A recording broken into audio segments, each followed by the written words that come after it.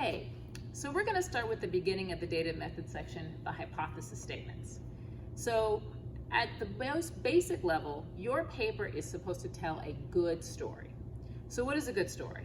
A good story is clear, a good story is compelling, and a good story is clear.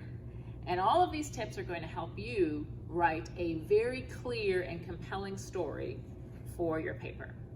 So, hypothesis statements, what are they? I'm waiting. As you know, we've gone over this in class quite a bit. Hypothesis statements are your testable premises that are going to be explored in your paper. So what is the effect of your X on your Y? How does your independent variable impact your dependent variable? So in terms of your particular papers, all of you had really fascinating hypotheses, but I wanted to give you a few of the critiques that I presented in your papers to make sure everybody could learn collectively. Isn't that nice of me? I know. All right. So as you know, what you're presenting is essentially your independent variable and its impact on your dependent variable, the outcome. And this relationship is built on whether or not the relationship is positive or negative. And what that means is as the independent variable goes up, is the dependent variable increasing, positive, or is it decreasing, going down?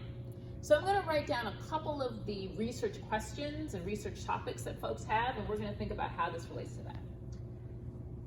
One of you, Martine, I'm looking at you, is exploring the relationship between gender identity and self-rated health.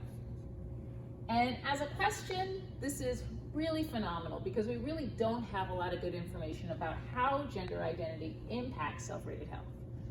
But as a set of variables that are supposed to conform to this format, there's one issue here. And that is that gender identity is what we call a nominal variable. And why is that an issue? Because nominal variables have no implied order. Gender identity can't go up or down, right?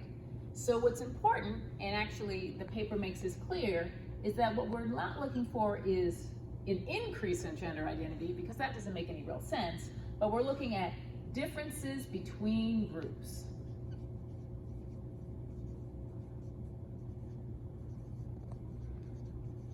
And in Martine's paper, he's drawing a difference between cisgender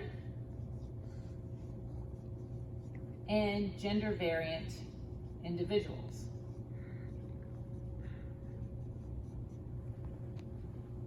And in your hypothesis statement, that kind of distinction should be clear.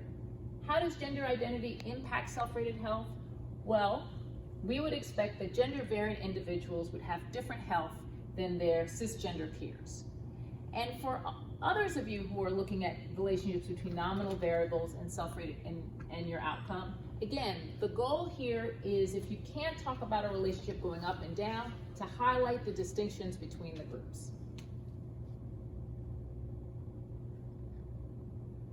Okay, so that's a good place to stop.